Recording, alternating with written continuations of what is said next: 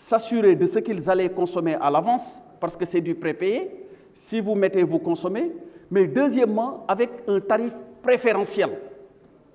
différent du tarif du post-paiement de Sénélec. Et même ceux qui sont nostalgiques de ce système, quand même, je leur rappelle que le WFL, et sur toutes les tranches, le WFL est beaucoup moins cher, au moins de 10 francs, sur toutes les tranches. Mais j'ai le plaisir de vous annoncer, parce que le président de la République en a ainsi décidé lors du dernier Conseil des ministres, qu'on va retourner au système antérieur du WFL avec la suppression totale et complète de la troisième tranche. Donc à partir de maintenant, avec effet immédiat, il n'y a plus de troisième tranche du WFL. Et très rapidement, je vais faire le point sur les projets gaziers et pétroliers avant de passer à la partie Wolof.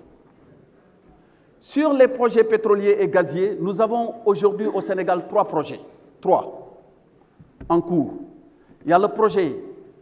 de GTA, Grande Tortue Ahmeyim, sur la frontière maritime entre le Sénégal et la Mauritanie. Le président Abdoumbo et d'ailleurs le président Mamadou Lamine Thiam l'ont rappelé, avec des réserves récupérables de 20 trillions de cubic feet standard, équivalent à 560 milliards de mètres cubes de gaz. On a les mêmes réserves au niveau de Yakar Teranga. Et au niveau de Sangomar, où on a du pétrole, les réserves sont aujourd'hui estimées à 600 millions de barils, avec un potentiel également de 70 milliards de mètres cubes de gaz. Pour le GTA, nous travaillons sur le projet avec la Mauritanie et BP est l'opérateur avec un autre partenaire qui est Cosmos. Le projet se passe très bien, il est à 90% de taux d'exécution et le FLNG, qui est l'unité flottante de liquéfaction, une fois que le FPSO va tirer du champ gazier avec les pipes, les hydrocarbures, est en route et il doit être normalement sur les côtes sénégalaises aux environs donc de la fin du mois de décembre, début janvier.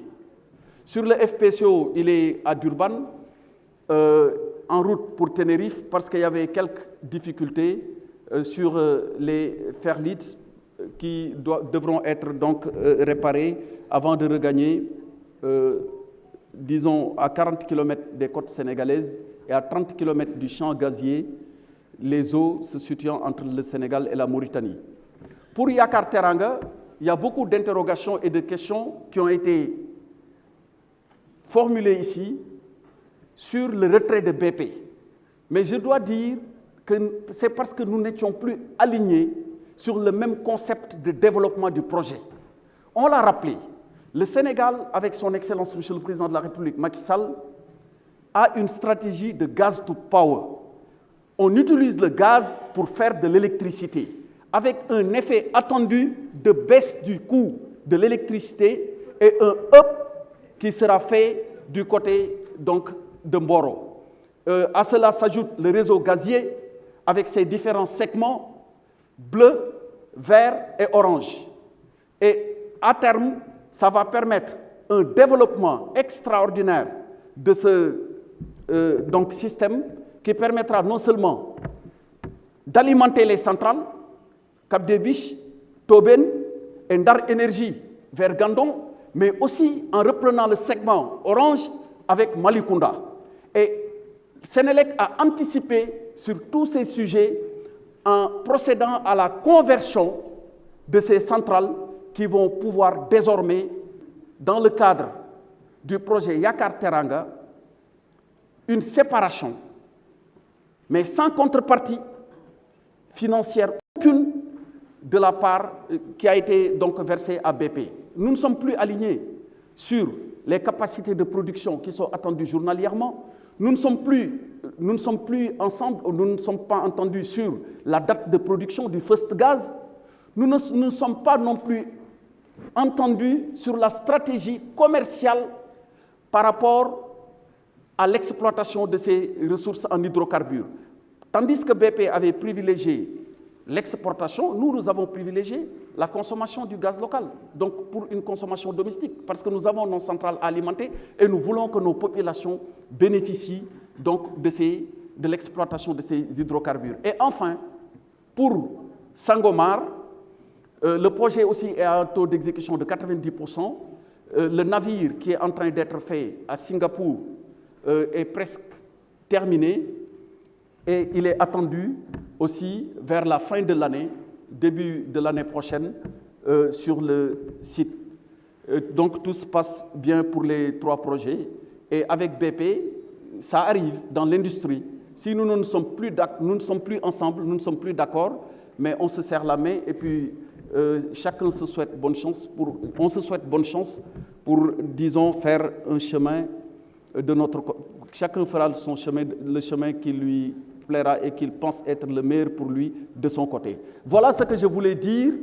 pour me résumer en français sur les différentes questions qui ont été posées. may sant bu baax di gërëm président wu assemblée bi monsieur le président maa ngi lay sant di la gërëm bu baax di sant ak di gërëm bu baax honorable député yi fi yëkkati kaddu ci seen ay ñaan ci seen ay laaj waaye tamit ci seen ay conseil ak ay recommandation ci li ñu taxawal ci penc ndaw réew mi askan bi yëpp am ay laaj yu am solo yi fi jib ma mën ko tënk ci ay poñ yu yi ma nar a lim ba noppi leeral ko bi ci jiitu mooy wàllu électricité bi xam naa courant yitteel na ñëpp ndax dafa am solo moo xam courant bi jëm ci wàllu li ñuy fay te ñu wax léegi ni factures yi dañu jàpp ni mu chéré xaw na metti tuuti ñu war ci indi ay tontu waaye tamit war leen ci xibaar bu bees boo xam ni mi ngi jógee ci président de la république Macky Sall war leen leeral tamit li jëm ci wàllu pétrole bi ak gaz bi fan lañ ci toll ak lan lañ ciy xaar waaye ñetteelu poñ bi nga xamante ni tamit dina yitteel askan bi yëpp mooy fan lañ toll ci indi courant bi ci gox yi nga xamante ni jotuñu koo am li jëm ci wàllu courant bi dama leeral léegi ci nasaraan ni ñuy toggee courant bi téeméer dërëm bu ci dugg juróom-ñaar fukki dërëm yi dépendul ci ñun ndax juróom-ñaar fukki dërëm yi mi ngi aju ci li ñuy jëndee bitim réew muy fuel bi ñuy dugal ci centrale bi pour mën a defar courant bi kon bu fekkente ni barilu pétrole bi te ñun suñu pétrole tàmbaleegul génn barilu pétrole bi dafa yokk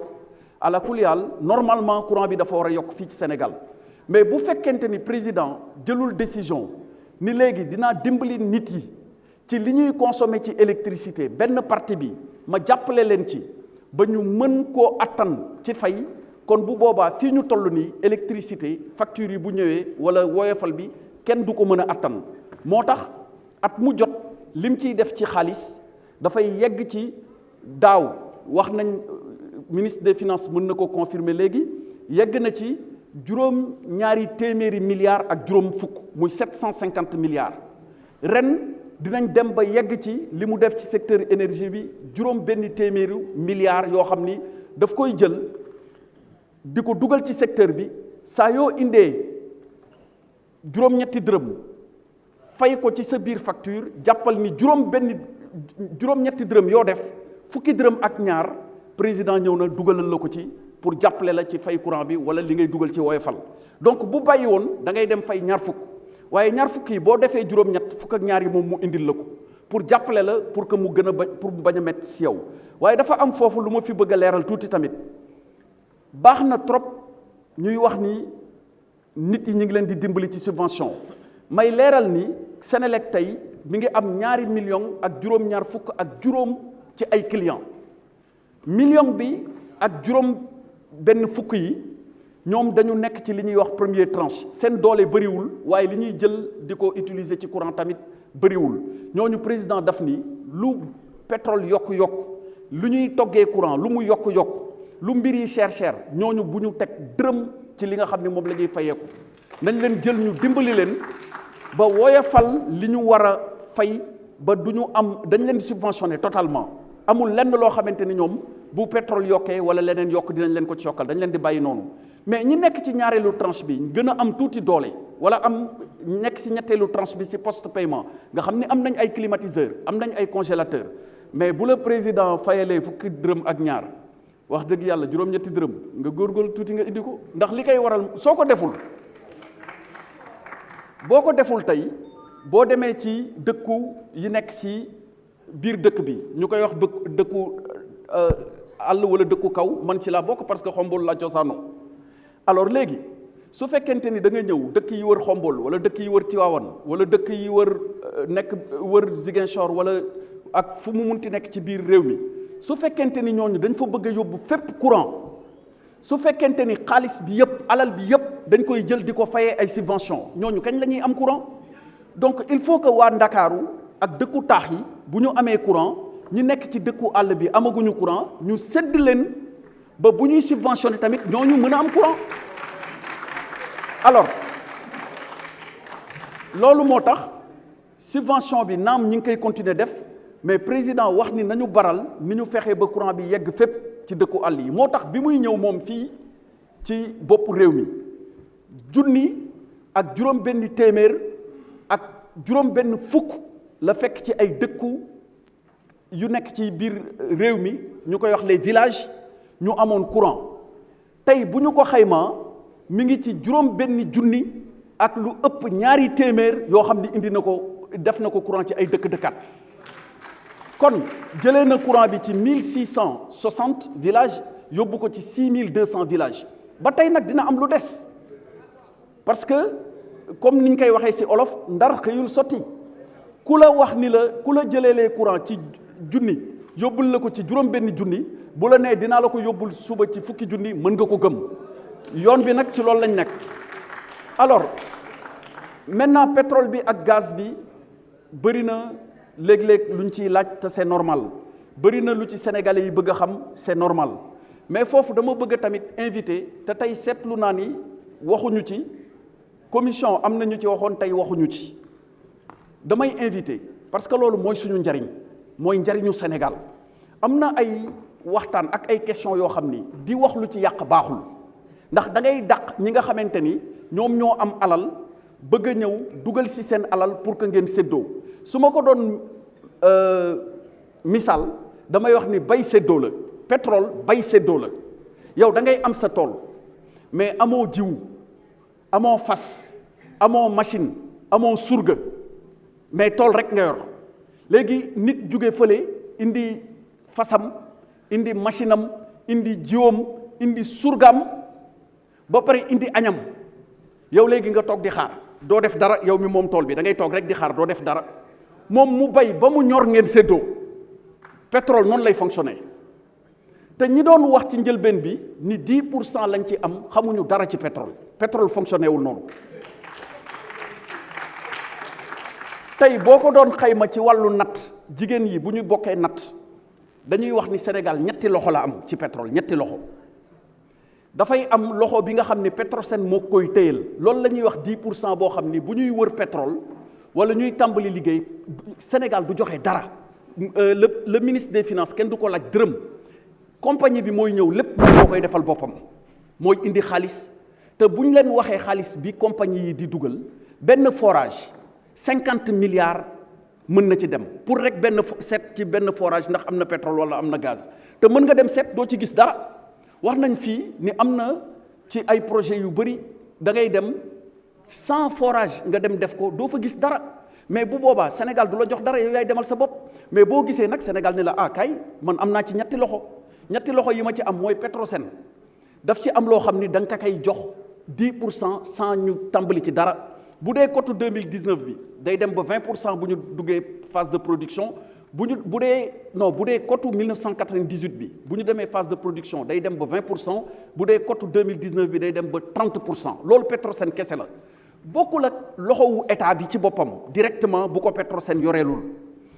lépp loo génnee par bis dañ ko def ci benn tableau ni la boo génnee maanaam téeméeri bërigo pétrole fanweer yi ak juróom état bi nga xam ni moom tool bi moom da koy jël te moom indiwul dërëm amul dara lu mu joxe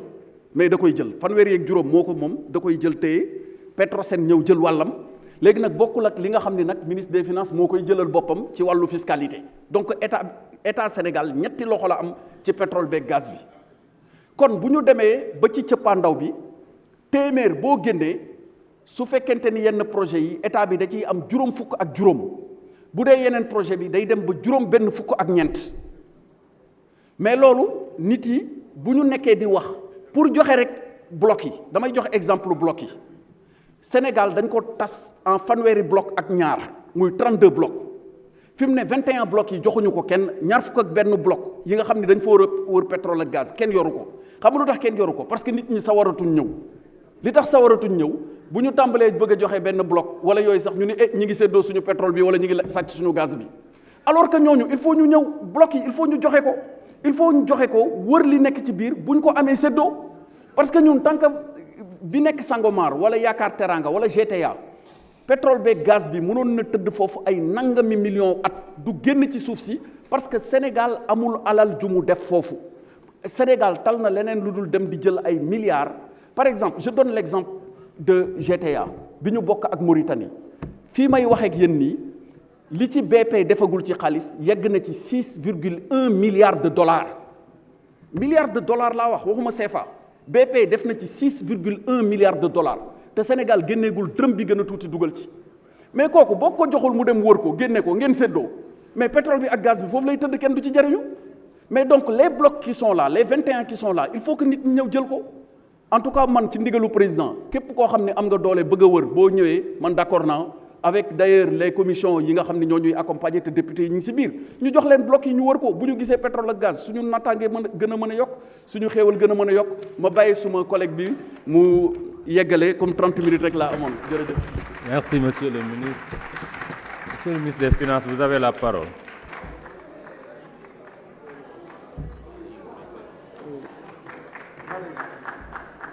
Bon, comme temps bi dama koy jéem a respecter en 30 secondes ma expliquer ni si woyofal bi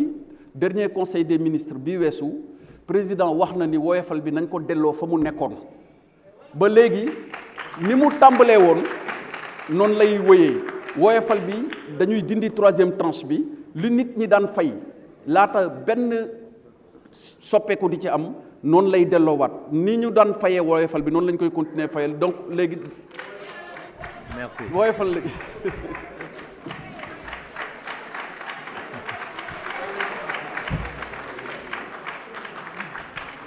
waaw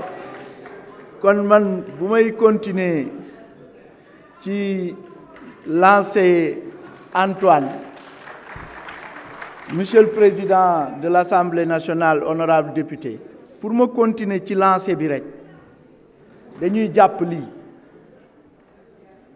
gouvernement bi démb at tey at ëllëg mu ngi continuer di subventionner électricité bi at gasoil bi at gaz butane beeg yépp gis nga fi mu daanele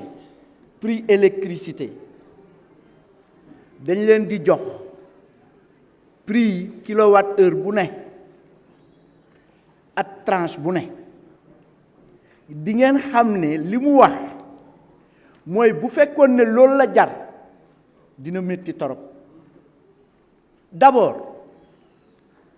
tranche bi jiitu ñu naan tranche domestique petite puissance wax na ko 46% wu client Sénélec yokkal lu ñu leen dërëm le 1er janvier 46% maanaam kilowatt heure bi mu ngi jar 91,2 francs CFA yokkuñ ci dara léegi première tranche bi nga xam ne moyenne puissance la xam nga boo xoolee plus que ngay yéeg rek plus que muy xaw a gën a cher tuuti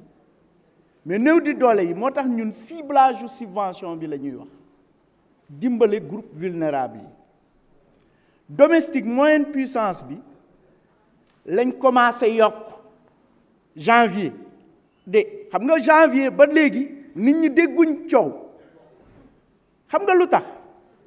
mais moyenne puissance boobu hausse bi 15 francs CFA la woon le kilowatt heure maanaam 15%. waaw janvier ñu def ko buñ toogee ba léegi xaw ci dégg wax rek ça veut dire que consommation électricité bi moo yokk parce que pic bi nag expert yaa ngi nii septembre ak octobre la mais boobu 15 francs CFA le kilowatt-heure moom lañ ci def léegi client wu deuxième tranche bi xam nga première tranche bi pare nañ ko parce que première tranche bi dafa am ñaari sous tranche buñ ko mënee waxee noonu bi nga xam ne mooy néew du doole yi 46% yi yokkaluñu leen dërëm kilowatt-heure bi li mu daan jar moom lay jar deuxième bi nag foofu lañ yokk 15 francs wax naa ko léegi ñu ñëw ñu ne deuxième tranche bi nag deuxième tranche bi nag moom 27 francs CFA le kilowatt-heure lañ ci yokk moom lay jar mais loolu hausse moyenne bi ñu ci def de mais 24% la loolu mun nañ wax ne facture yi bu yokkoo rek c'est parce que consommation bee yokk léegi ñu ñëw nag ci troisième tranche bi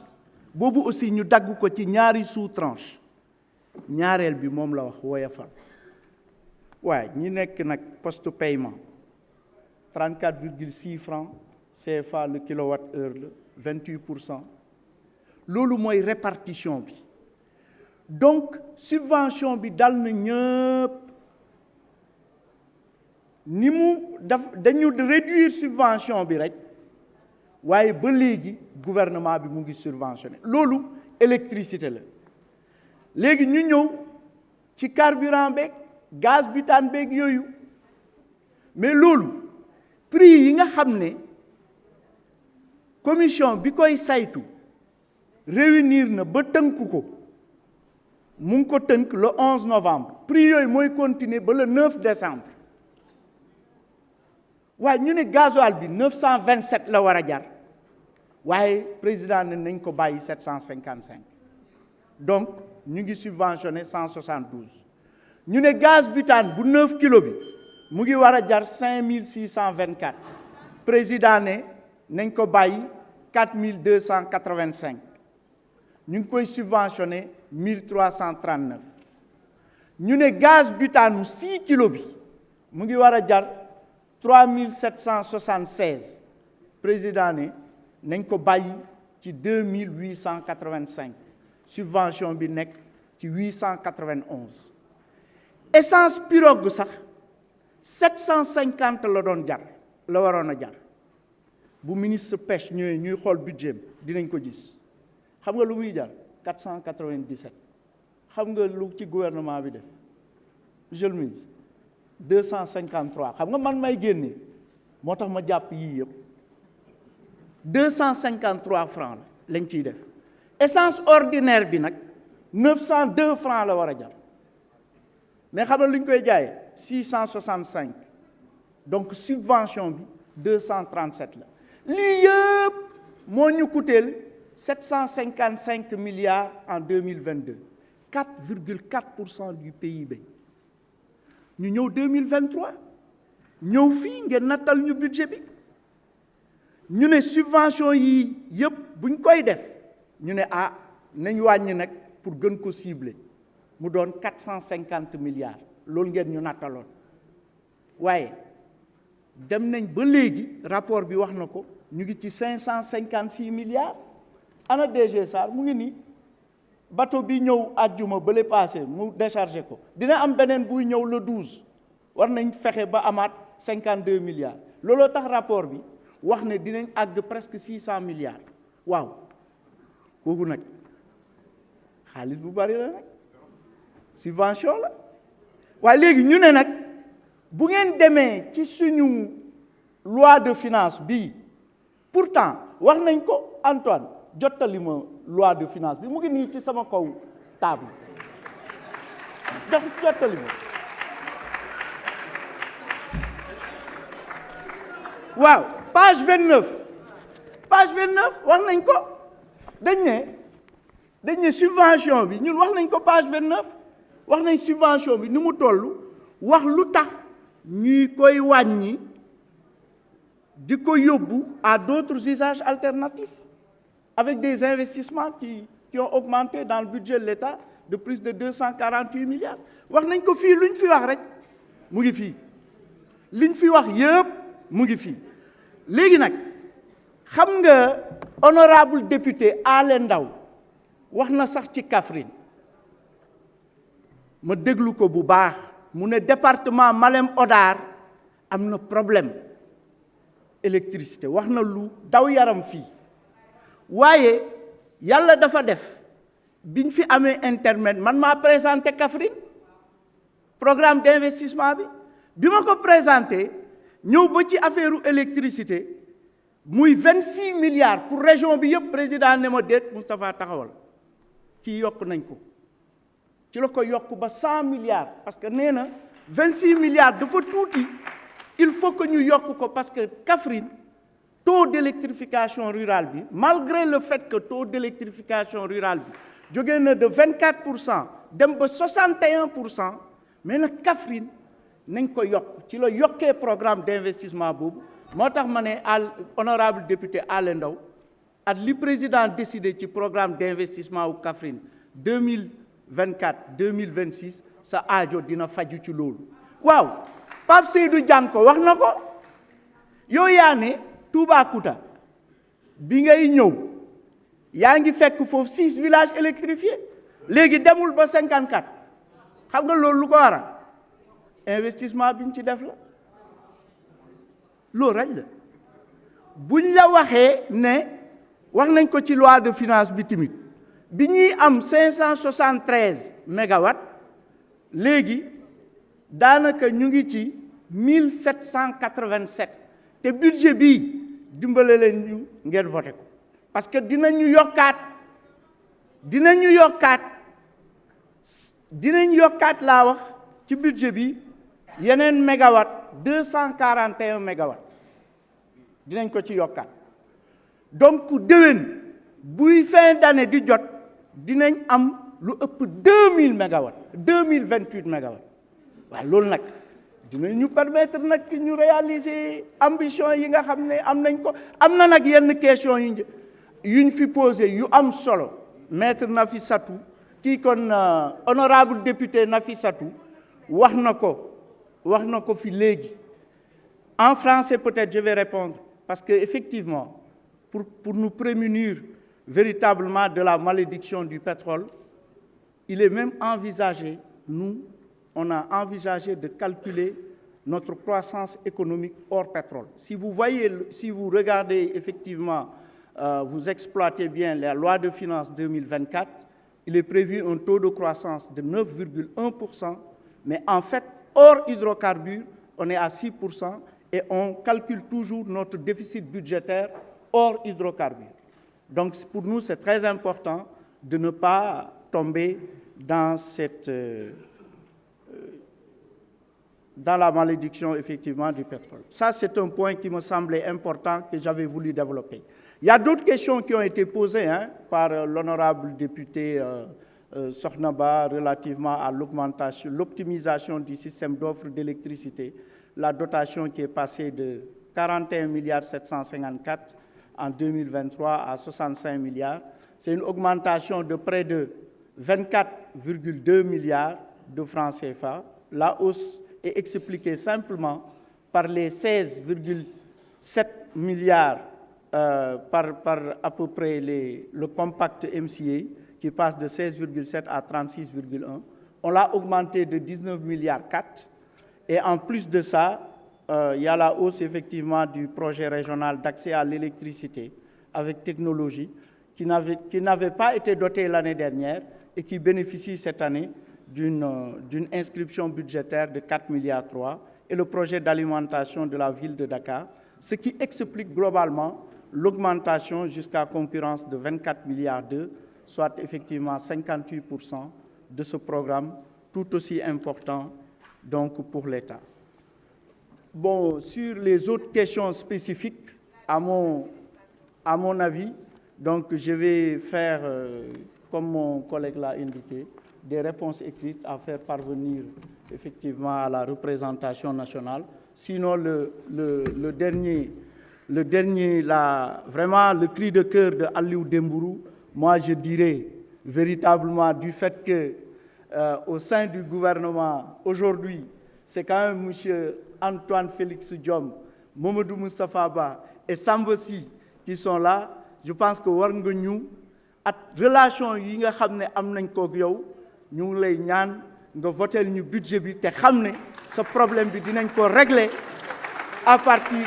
de janvier. Loolu moom vraiment foofu laa doon bëgg a jeexalee vraiment kooku moom Mamadou Moustapha Ba ministre des finances et du budget moo la ko ñaan te war nga xam ne bu ma ko waxee gafaka bi dinañ ko génne ba nga xam ne loolu moom dinañ ko def. Merci. maa leen di gërëm di leen sant maa leen di gërëm di leen sant waaw et vraiment Sénélec va le faire. Le directeur général de Sénélec est ici présent. Ça a été un engagement du président de la République. Nous sommes des ministres qui sommes chargés d'opérationnaliser les engagements de la République. Le département de Ziguinchor sera également bien pris en compte. Boutouba, du fait que j'ai été coordonnateur du programme de relance des activités économiques et sociales en Casamance dans les années 2000 et que j'ai parcouru tout le département de Ziguinchor, et là-bas, c'est effectivement un de mes amis d'ailleurs qui est maire de Boutoupa Kamarakoumba, Ousmane Sanding. Sachez que ça va se faire, Inch'Allah. Je vous remercie, monsieur le ministre. C'est bien.